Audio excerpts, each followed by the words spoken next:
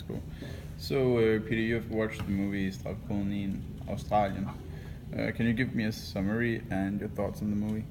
Uh, in the late 18th century, there was a period of political change because America had gained their independence, and the new underclass depended on crime, and the prisons were overflowing. So they made colonies for bad people in Australia, and in 1787 they urgently needed a new solution to this problem of the overpopulated prisons.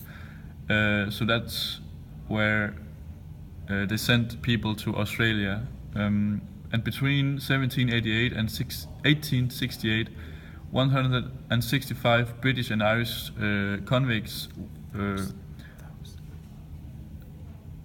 made a dangerous journey to this unknown land called Australia. Yeah, female convicts were usually assigned to domestic service, and troublesome female prisoners were sent to the female factory, where they made rope and span and corded wool. The accommodation was very basic and barrack-like, and in time the work done in the female factories became less difficult with needlework, and laundry became one of the main duties. Falk, you have watched Uluru. Give a short summary of the film and comment on the importance of Uluru for the Aboriginals and the white Australians. Okay, so Uluru is a large sandstone in the outback of Australia, and it has a significant meaning to the Aboriginals since they believe that the rock is made by celestial beings during the dream time.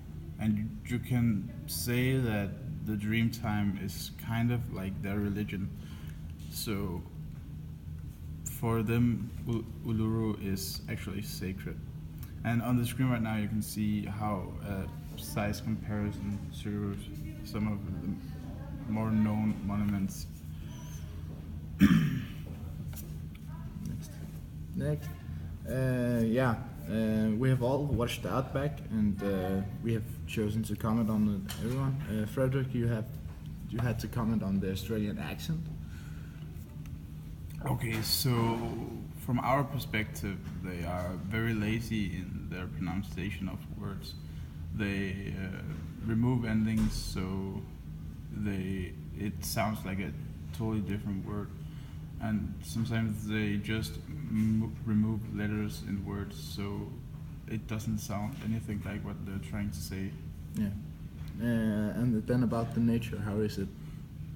Okay, so in the outback, it's very red everywhere because of the red sand they have, but they also have some pretty amazing places, especially in Red Barrier Reef, where the corals in the sea is very beautiful and very grown.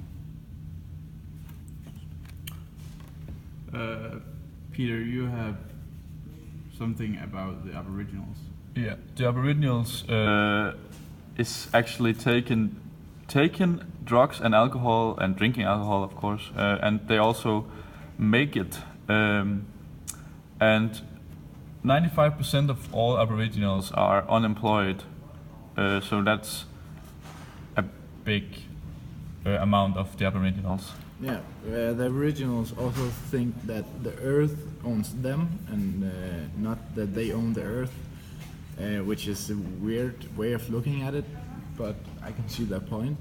And the Aboriginals, they are nomads, and this adds itself to what I just said.